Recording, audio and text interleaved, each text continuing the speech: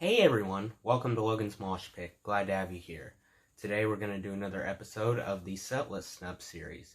In this series we're going to talk about a handful of songs from different bands that don't get played live very much. However, I'm going to give you some reasons why I feel like those underrated songs actually deserve to get played live more often than they do. If there's a specific band you guys want me to talk about in a future episode of this series, please leave a comment down below. I'll check your feedback. Today we're going to talk about a few underrated songs from Van Halen. Van Halen is one of the most prolific rock bands, period. They owe a lot of that fame to their extravagant guitar player, Eddie Van Halen. He pretty much leaves all his competitors in the dust. Time and time again, Eddie has floored us by making the impossible possible on his guitar. It feels like a vacation for your ears when you hear his magical tone in person. There were two crucial chapters in Van Halen's story. From their formation to 1985, David Lee Roth was in command. He was the mouthpiece for Van Halen during that period. Then Sammy Hagar, the Red Rocker, took over. Similar to AC/DC, fans are split about which incarnation of Van Halen they prefer, which side they pledge more loyalty toward. Personally, I side with Sammy Hagar, aka the Red Rocker.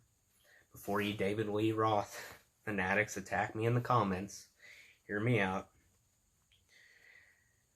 I will also love that era of Van Halen as well. David Lee Roth deserves loads of credit for getting Van Halen off the ground. Without him, I doubt Van Halen would have burned as brightly as they did. He's a real visionary, David Lee Roth is. I just find Sammy's voice more attractive to listen to. That's the main reason why I fall into that category. Not by a wide margin, but enough to sway me in his direction. Both Van Halen teams pitched some breathtaking albums. And I totally understand why you would pick either side. They're both great. Since I'm sold on both versions of Van Halen, and I knew there would be people watching this video who preferred one side, David Lee Roth and Sammy Hagar, I decided to merge them and deviate from our normal pattern of choosing 5 underrated songs. I extended that limit and decided to do 10 underrated songs today instead of our usual 5. 5 from David Lee Roth Arena and 5 songs from Sammy Hagar Headquarters. That way everyone would be happy. Despite all the Van Halen did some Van Balen on opportunities here because they kept Van Halen to play these tracks. But they never got Van Stalen. Trust me. Before we unravel those abandoned Van Halen songs, we gotta review why all bands, not just Van Halen, decide to play particular songs live and omit others from the set list. The first reason is casual fans are preoccupied with a band's most recognizable tunes. For Van Halen, this would be Jump, Panama, Running with the Devil, Ain't Talking About Love, and Jamie's Crying, just to name a few. Classic songs for sure, every one of them, but apart from casual fans, they can overstay their welcome. The next reason is that combined pressure converging from fans and fellow band members alike assaults bands and refuses to relinquish its hold on them. As a result, bands continually feel compelled to stick to the most popular songs at shows in order to keep the fans at the show happy, so the fans in attendance leave the show happy with what they heard. If they do, they're more likely to purchase tickets to another show. The next reason is that songs off albums that stumbled, so to speak, versus other albums such as Van Halen 3 will probably get ignored because fans won't be familiar with the songs off that album, or they will get agitated about those songs when they hear them live. The fourth reason is sometimes a band gets sick of a particular song and they purposely leave it on the sidelines. Don't take it out at all. The fifth reason is that legions of casual fans dwarf the hardcore fans when you put them side by side, and determine to a ridiculous extent which songs get chosen on each set list. They have a big say in that. The sixth and final reason why some songs get performed at concerts and some don't is certain songs are hindered by outlandish studio effects that are a major challenge to duplicate live, so those songs get crossed off the list too. Without further ado, let's quickly touch on some Van Halen shrouded stats. I collected these stats off a website called Setlist.fm. I'll put a link in the description. To get to Setlist.fm, you just type in the name of the band you want to find and then add tour statistics right after it. Tap on the very first result in Google, and then it'll take you to a very long list of songs that the band has performed live and tell you exactly how many times each song has been played. According to Setlist.fm, the top song in Van Halen's repertoire happens to be Ain't Talking About Love, of course.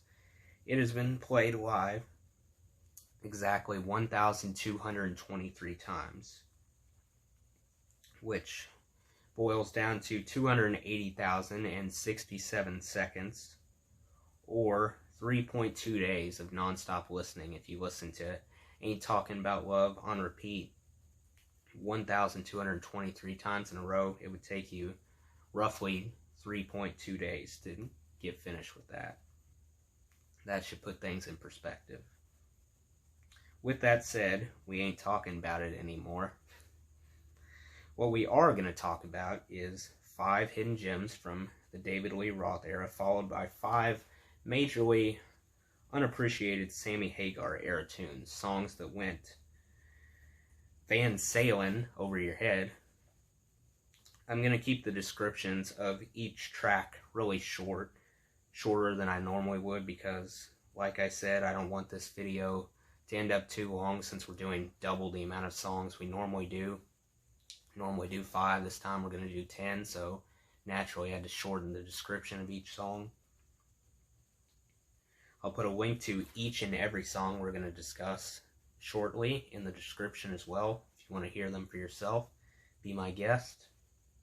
Why don't we start off with some songs from the David Lee Roth era. First up, we got Light Up the Sky off Van Halen 2. This song has been played live 182 times, or about 15% versus Ain't Talking About Love. Definitely not for the faint of heart.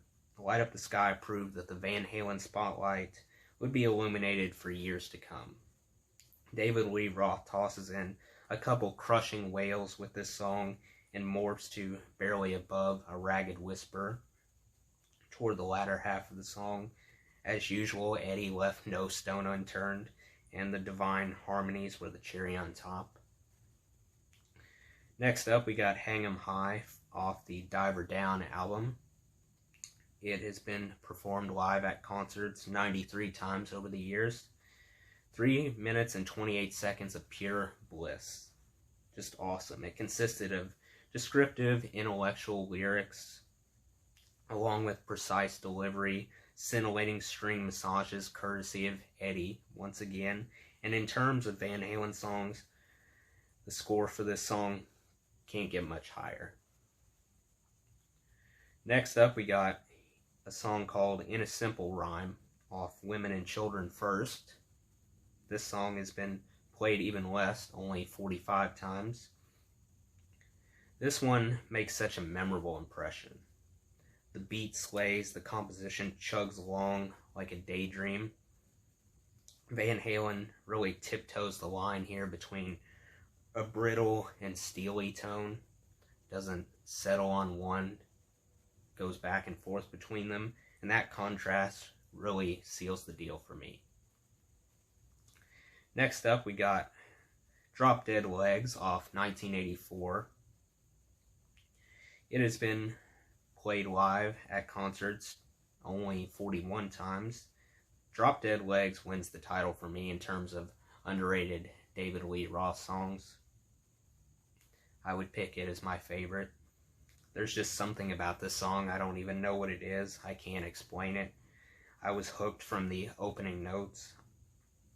I will tell you, those riffs promise disorder, and the pace moves along like a stalking lion, getting ready to pounce. David Lee Roth croons about a hot lady, even though his main goal was to seduce her throughout the song. This song will unquestionably seduce listeners as well. Finally, we got Push Comes to Shove off Fair Warning. There were a ton of underrated songs off Fair Warning in 1984 that I could have picked. I wanted to pick them all, but I couldn't. So, Push Comes to Shove has been pulled out at concerts a goose egg. 0 times. Zip, zilch, nada. I'm completely devastated by that number. Push Comes to Shove hasn't accompanied Van Halen to any live performances. It was absolutely worthy. I don't know what they were thinking. This track strikes a chord since it slithers stealthily along the ground like a snake. No rush here. The song seems content to move along at the beat of its own drum, not trying to be anything besides itself. It feels refreshing to see a more polished, calm image of Van Halen portrayed here. Almost all the rough edges got smoothed out with this song, but it remains equally recognizable and superb as the harder stuff. It just shines in other ways. I especially love the gradual audio fade toward the end. Believe me, you'll wish you found this song sooner. Push Comes to Shove. Now let's transition to the Sammy Hagar era. We got another impressive collection of songs. Starting off with The Seventh Seal off Balance. It has been added to the set list 167 times. About 14% as often as Ain't Talking About Love.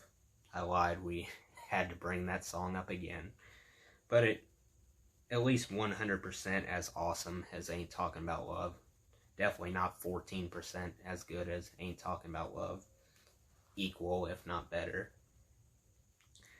The Seventh Seal conjures a diabolical atmosphere when you listen to it, and Sammy pleads for relief in an incredibly convincing manner. You believed every word. The echoey vocals they added are very exciting, and once again, the instrumentals far exceed expectations. A song that will shake you to your core every single time you listen to it. So great. Next up, we got 5150 off 5150. What I would rate this song out of 10. 5150 out of 10. This song has been added to the set list just 164 times, even less. This seems to be a common choice among Van Halen fans. I noticed in the community this song comes up a lot. This was the only song to be excluded from single status on the 5150 album. Doesn't seem fair. 5150 undoubtedly packs a punch, hits you straight in the heart. This song sounds quite tender when you actually take the time to peel back the layers. It appears that Sammy is reflecting on the good old days, reminiscing about something he wanted back in the day but couldn't have. Van Halen churned out a deliciously delicate piece here, and it makes the most of its time. Next up, we got a song titled AFU, Naturally Wired, off OU 812. It has been performed live 108 times. This song clinches the title for me from this era. I would call it my favorite underrated track from the Sammy Hagar era. I can't process how delightful this song really is. AFU, Naturally Wired, everything about it, including the lyrics, the tempo, the melody, and execution, everything just sets the bar so high.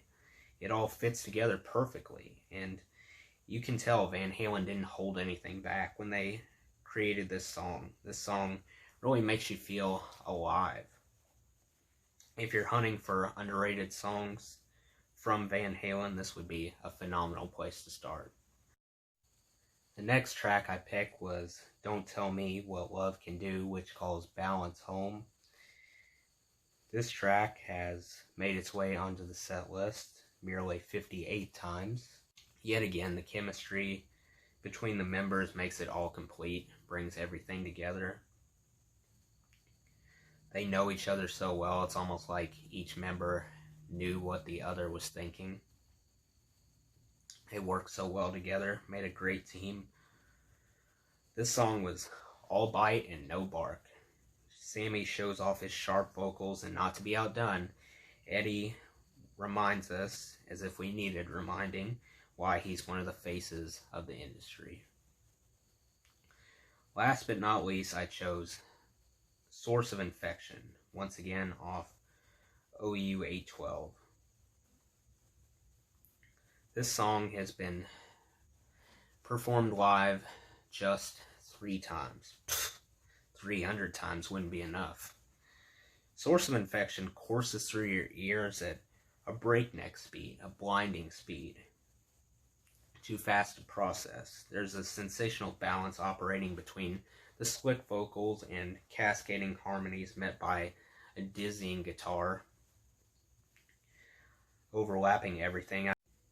I can't see why anyone would complain about this song. It's nearly 4 minutes of blazing intensity all the way through. Still, we have barely scratched the surface of underrated Van Halen songs, so please share some other underrated, underappreciated Van Halen songs that often get overlooked down in the comments below. That would mean a lot to me. Hopefully we can get some good discussion going down there. So that does it for today's video, guys. I hope you enjoyed. Make sure to like, comment, and subscribe if you haven't already. I really appreciate the support. I'll see you next time. Till then, rock on.